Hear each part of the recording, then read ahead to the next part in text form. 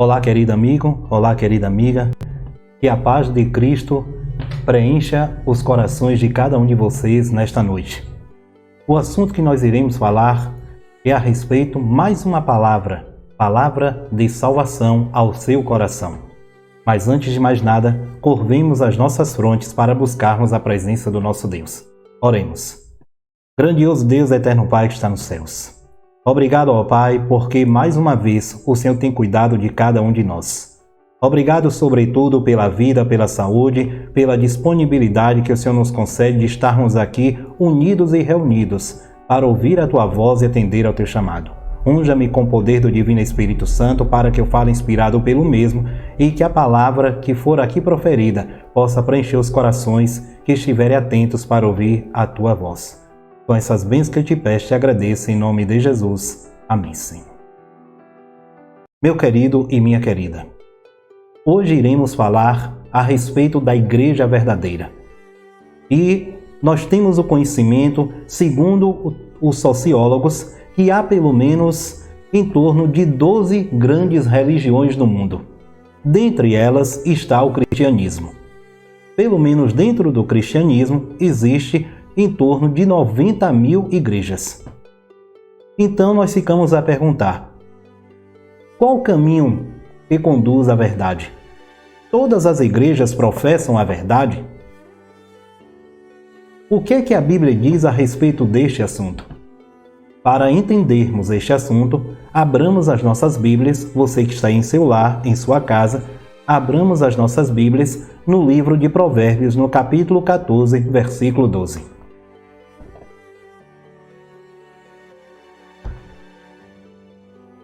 Que diz assim, Provérbios capítulo 14, versículo 12. Há certos caminhos que parecem perfeitos ao homem, mas quem o segue acabará encontrando a morte. O que Salomão quer dizer com isso? Ele está querendo dizer que nem todos os caminhos conduzem a caminhos retos. Há caminhos que nos levam para a salvação. Entretanto, há caminhos que nos levam para a condenação. Então precisamos entender qual o verdadeiro caminho a seguir. Primeiro temos que entender uma coisa. Ao longo dos séculos, a Igreja de Deus, ela sofreu muitas perseguições oriundas pelos inimigos da verdade.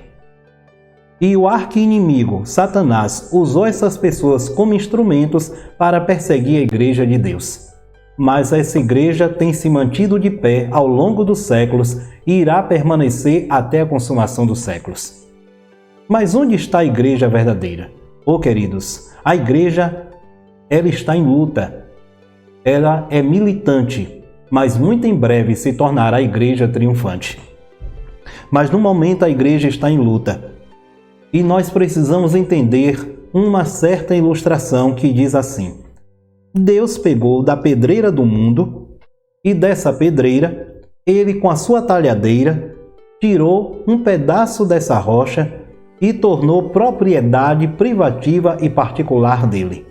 Em outras palavras, Deus chamou um povo para que este povo cumprisse os seus estatutos, os seus preceitos e as suas leis. Este povo é denominado como remanescente ou a última porção da igreja. Porque assim como os discípulos, Jesus e os discípulos sofreram perseguição, a igreja também passou por momentos difíceis durante o período até chegar a nós. Mas, queridos, essas pessoas foram denominadas de depositários de sua lei. Porque Jesus, Deus estabeleceu, sempre chamou o povo para que esse povo se tornasse depositários da sua lei, para que essa lei chegasse até nós. Mas como eu havia mencionado, a Igreja de Deus sofreu muitas perseguições. Entretanto, ela permanece de pé. E uma das características que a Igreja apresenta é o que está escrito em Apocalipse, capítulo 12, versículo 17. Que o dragão irou-se contra a Igreja e foi fazer guerra contra o remanescente, a última porção da Igreja, que são os que guardam os mandamentos de Deus e a fé em Jesus. Mas a igreja também possui outra característica. ela possui espírito de profecia, que está inscrito no livro de Apocalipse, no capítulo 19, versículo 10. Observe, queridos, que a igreja, a primeira característica, os que guardam os mandamentos de Deus e a fé em Jesus. O livro de Tiago, no capítulo 10, vamos atentar aqui para a leitura. Tiago, no capítulo 2, versículo 10, diz assim: a pessoa que guarda todas as leis de Deus, mas comete só um pequeno deslize, é culpada, como se tivesse quebrado todas as leis. Se nós pecamos em um só mandamento, nós estamos pecando em todos os mandamentos, porque a lei de Deus ela é imutável. Se ela sendo imutável, seu caráter também não muda, assim como Deus também não muda. Portanto, a Igreja de Deus, ela guarda os mandamentos de Deus e a fé em Jesus. Ela possui os 10 mandamentos centralizados na palavra de Deus. Não são 9, nem 5, nem 7, são 10 mandamentos. E ela possui o espírito de profecia. O que é o espírito de profecia? O livro de Apocalipse, no capítulo 19, versículo 10, diz o seguinte: então caí aos pés dele para adorá-lo, porém ele disse: não faça isto, pois eu sou servo de Deus como você e como seus irmãos que se mantêm fiéis, os quais testificam de Jesus. Adore a Deus. O propósito central da profecia é dar testemunho de Jesus. Então, o que é o espírito de profecia? É falar a respeito de Jesus. Essa é outra característica que a igreja, a verdadeira igreja de Deus, possui. Outra característica está no livro de Mateus, no capítulo 4, versículo 23, que diz: Jesus ia por toda a Galileia, ensinando nas sinagogas dos judeus e pregando por toda parte as boas novas acerca do reino dos céus. Ia curando toda espécie de mal e doenças entre o povo. Então, outra característica da igreja verdadeira, ela possui um trabalho de evangelismo. Ou seja, a igreja de Deus prega a palavra de Deus. Queridos, mas precisamos também entender outro ponto. A igreja de Deus possui os 10 mandamentos, possui a fé em Jesus, guarda os mandamentos de Deus e possui a fé em Jesus. Então, qual a verdadeira igreja no meio de mais de 90 mil igrejas? Qual o verdadeiro caminho a seguir? O próprio Jesus, ele diz aqui através do livro de João, no capítulo 7, versículo 17. Ele diz: se qualquer um de vocês realmente decidir fazer a vontade de Deus, então saberá com certeza se o meu ensino vem de Deus ou se falo por mim mesmo. Se a doutrina, o que é uma doutrina? É um conjunto de ensinamentos. Se um determinado ensinamento estiver em conformidade com o que está escrito em sua palavra, esta está representando a Igreja de Deus. Mas se ela não estiver pregando de acordo ou em conformidade com a palavra de Deus, ela não representa a Igreja de Deus. A Bíblia é clara. Quem está falando isso não é o mensageiro, e sim o próprio Jesus. Atente mais uma vez para o versículo para que vocês possam compreender. João 7,17. Se qualquer um de vocês realmente decidir fazer a vontade de Deus, então qual é a vontade de Deus? Guardar os seus mandamentos. E os seus mandamentos estão em sua palavra. E ele diz: então saberá com certeza se o meu ensino vem de Deus ou se falo por mim mesmo. Se eu falo ou prego de acordo à vontade do homem, eu deixo de ser a igreja representativa, a verdadeira igreja representativa de Deus. Por quê? Porque eu estou seguindo mandamentos humanos e não mandamentos de Deus. Então, esta igreja, ela está em discrepância com os princípios estabelecidos de Deus. Portanto, ela não é a igreja verdadeira. Quem está dizendo isso é a própria palavra de Deus, o que acabamos de ler em João 7,17. O livro também de João, no capítulo 14, versículo 15 diz: se vocês me amam, obedecerão aos meus mandamentos. Se vocês me amam, obedecerão aos meus mandamentos. Então, onde está a verdadeira igreja de Deus? Observe que Jesus diz: se vocês me amam. Se há amor, há obediência. Se não houver amor, não há obediência. Então, precisamos entender, aqui já entramos em um assunto muito delicado.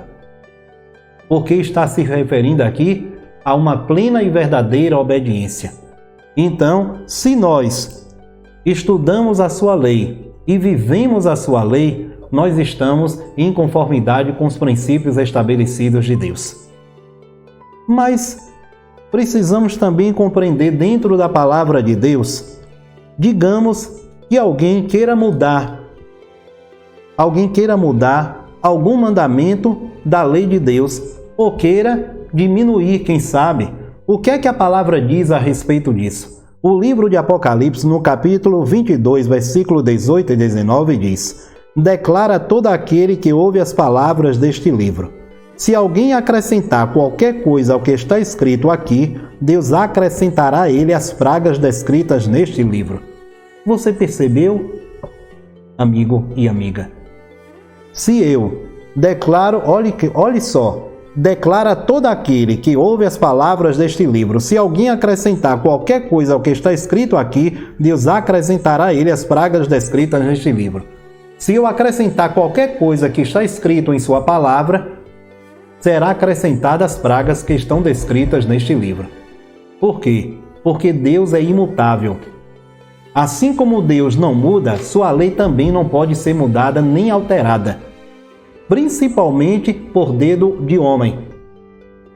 Porque Deus, ele diz que não veio para abolir, ele veio para cumprir. Jesus veio para cumprir a sua palavra. Deus estabeleceu a sua palavra. Jesus diz que não veio para abolir, ele veio para cumprir. E ele diz aqui ainda, antes de nós entrarmos no próximo versículo, ele diz: não entendo de modo errado a razão da minha vinda. Isso está escrito no livro de Mateus, no capítulo 5, versículo 17 e 18. Não entendo de modo errado a razão da minha vinda. Não vim abolir a lei de Moisés e as advertências dos profetas. Eu vim para cumprir a lei. Versículo 18. Eu afirmo a vocês, enquanto existirem céus e terra, a menor letra ou menor traço da lei continuará de pé até que o seu objetivo seja alcançado. Então nada pode ser alterado nem substituído. O próprio Jesus diz que não veio para abolir, ele veio para cumprir. Agora preste atenção, voltando para o livro de Apocalipse, no capítulo 22, verso 19, temos o seguinte: se alguém tirar qualquer parte destas profecias, Deus tirará sua participação na árvore da vida e na cidade santa que são descritas neste livro. Se alguém tirar qualquer coisa deste livro, será tirado o quê? A sua participação na árvore da vida e na cidade santa que acabamos de descrever. Queridos, então, em outras palavras, não se pode acrescentar nem tirar nada da palavra de Deus. Então, por que há tantas religiões? Queridos, precisamos entender que há caminhos que parecem caminhos retos ao homem, mas no final é caminhos de morte. Então, em outras palavras, nós precisamos examinar as Escrituras como está escrito em João 5,39. Nós precisamos examinar as Escrituras, estudar a Palavra de Deus, conhecer a mesma e pesquisar a fundo para entendermos o verdadeiro significado do que significa ser uma imagem ou uma igreja representativa de Deus. Lá no livro de Atos, no capítulo 5, versículo 29, Pedro diz: importa obedecer a Deus e não aos homens. Atos 5,29 não diz importa obedecer aos homens e não a Deus. Não, a Bíblia diz bem claro, importa obedecer a Deus e não aos homens. Então a sua lei está acima das leis humanas. A lei de Deus precisa ser obedecida e pregada em qualquer momento, em qualquer circunstância da vida. A palavra de Deus precisa ser pregada. E esta palavra, para ser pregada, primeiro nós temos que viver. Não adianta pregar, conhecer a palavra e não viver a palavra. Porque a igreja de Deus, ela guarda os mandamentos de Deus. O carro-chefe da igreja é a guarda dos 10 mandamentos. Isso significa que existe um povo que guarda os mandamentos de Deus. Então é um povo diferenciado das práticas e da corrupção deste mundo que nós estamos aí vivendo. Se você, meu amigo e minha amiga, diz ser a igreja de Cristo, não basta você conhecer a palavra de Deus. Você tem que viver. Nós temos que viver a palavra. Se nós conhecemos a palavra, olhe o que diz a primeira epístola de João, no capítulo 2, versículo 4. Aqui diz: alguém poderá dizer, eu conheço, mas se não fizer o que Cristo manda, é um mentiroso e a verdade não está nele. Se nós professamos ou falamos estar em Cristo, ou falamos que conhecemos a Cristo, mas não guardamos os seus mandamentos, nós somos mentirosos e a palavra não está em nós. Então, ter religião, ser religioso, no que diz respeito à salvação, é muito mais do que cristianismo, é muito mais do que você ter uma religião. É você entregar sua vida a Jesus, é você andar nos caminhos do Senhor, independente do que venha acontecer. É você andar em união, porque Deus, Ele não separa, Ele une. Então tem alguma coisa errada no meio de tantas religiões, porque cada um tem um pensamento diferente, cada um diz ser a igreja representativa de Deus. Mas a igreja representativa de Deus, meu querido, está dentro da palavra do próprio Deus, se você viver esta palavra em sua vida. Aí você passa a ser um verdadeiro cristão. Mas é necessário que você passe por um processo de transformação que só o Espírito Santo poderá realizar se caso você fizer uma verdadeira entrega a Deus. Caso contrário, não existe salvação para quem não é obediente. Porque Jesus deixa bem claro, como foi mencionado aqui: se me amardes, guardareis os meus mandamentos. Se eu amo, eu guardo. Se eu não amo, eu não guardo. Portanto, eu não posso dizer que sou uma igreja representativa de Deus ou um povo que representa ao próprio Deus se eu não vivo e nem guardo os seus mandamentos. Ô meu querido, eu quero dizer a você, a igreja de Cristo, primeiramente, eu quero mostrar dentro do livro de João, no capítulo 10, versículo 16, quando Jesus diz assim: eu ainda tenho outras ovelhas. O que ele quer dizer com isso? Jesus quer dizer: eu ainda tenho outros filhos que não são deste aprisco, ou seja, que não são desta igreja. Eu tenho de conduzir essas também, e elas atenderão a minha voz, e haverá um só rebanho, ou seja, uma só igreja e um só pastor. Um só pastor. E cá em cima, Jesus diz: eu sou o bom pastor dá sua vida pelas ovelhas. A verdadeira igreja de Deus, ela será regida única e exclusivamente por nosso Senhor Jesus Cristo.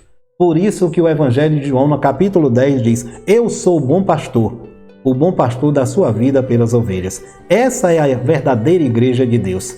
Quando eu disse aqui, no livro de João, eu ainda tenho outras ovelhas, significa o quê?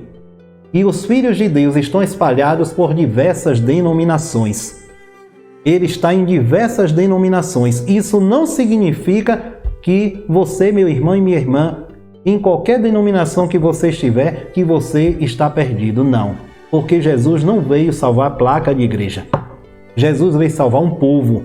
Mas um povo que, ao ouvir a sua voz, é o que a Bíblia diz: atenderá a sua voz e haverá um só rebanho com um só pastor. Quando o pastor chama, as ovelhas ouvem a voz do pastor e obedecem ao pastor.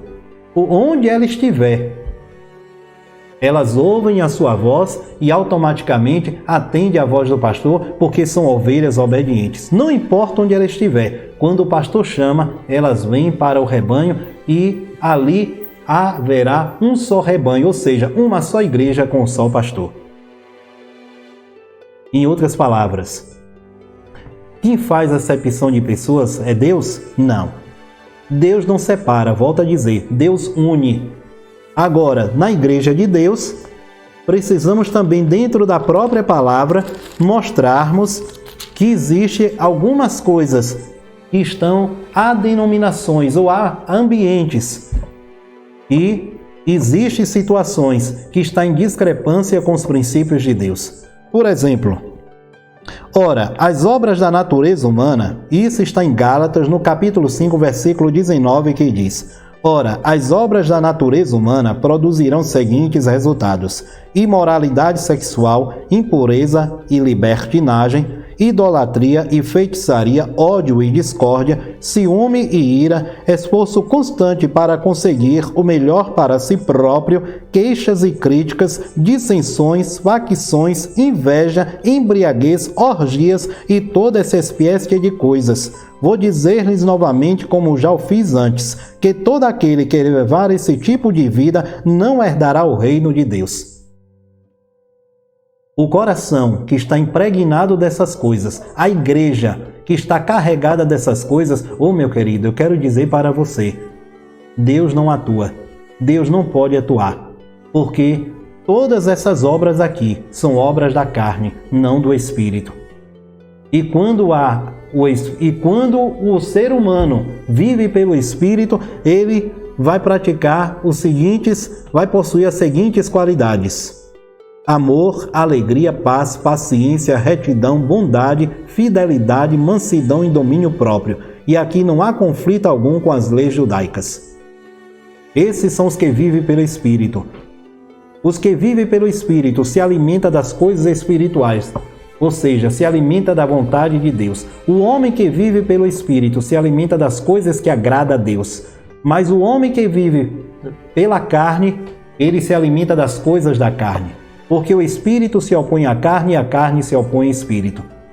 Os verdadeiros filhos de Deus, em outras palavras, se alimentam daquilo que é fundamental e salutar para a sua salvação.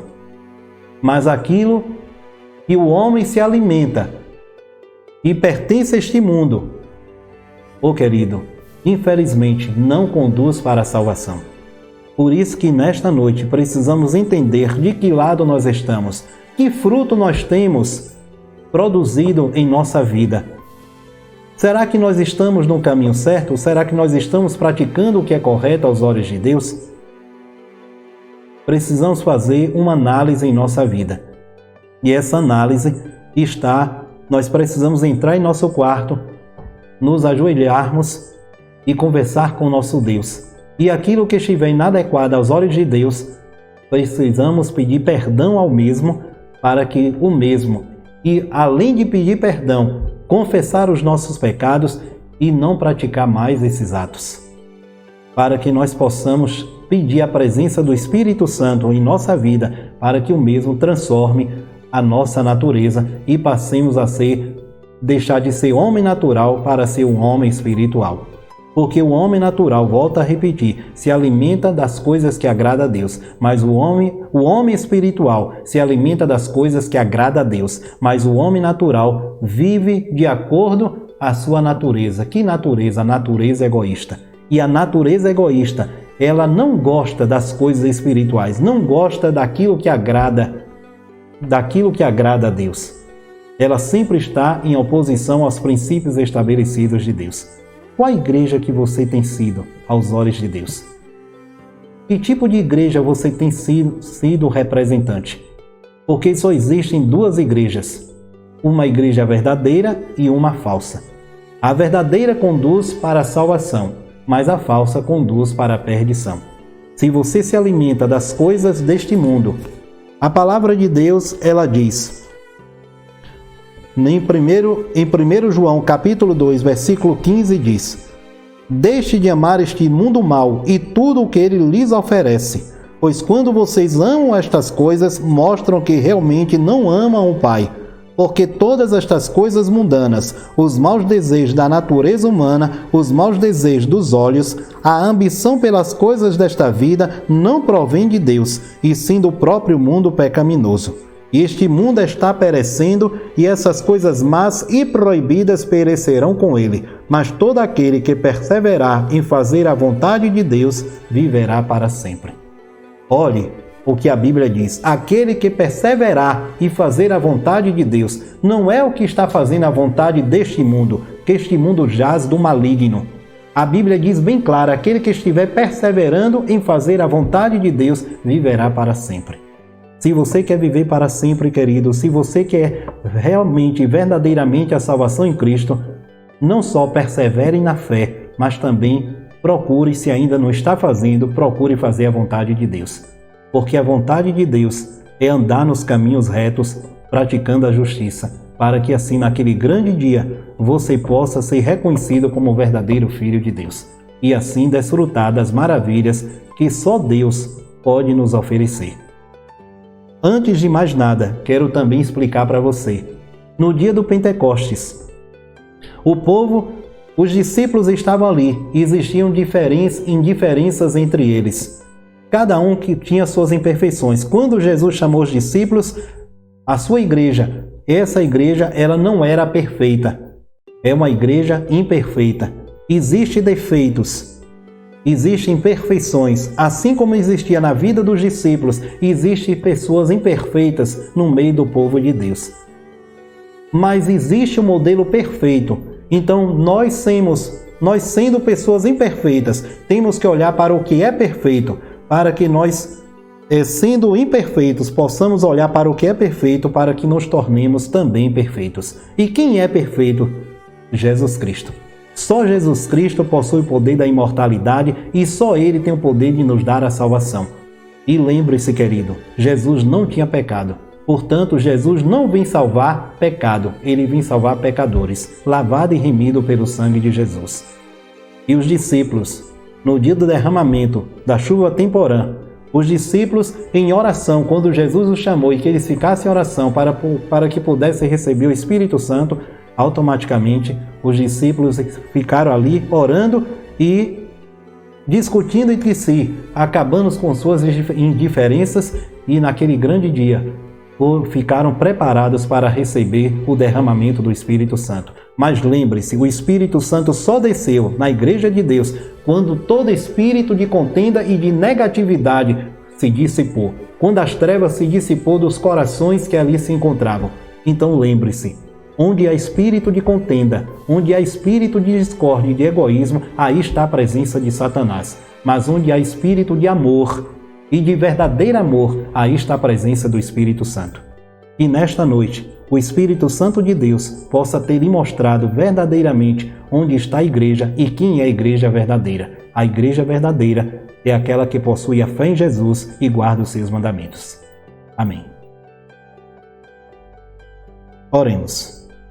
Senhor Deus, eterno Pai que está nos céus, através desta mensagem, ó Pai, que o Espírito Santo de Deus ilumine as mentes e os corações que vão ouvir esta mensagem, e que esta mensagem não fique apenas em nossas mentes, mas sobretudo em nossos corações, para que nós possamos colocá-la em prática. Perdoa as nossas falhas, nossos pecados, toma-nos em Tuas mãos e fortaleça a nossa fé, ajudando-nos a todo instante, toda hora, estudar a Tua palavra e nos prepararmos para a Tua iminente volta. Perdoa as nossas falhas, é o que nós pedimos em nome de Jesus. Amém, Senhor.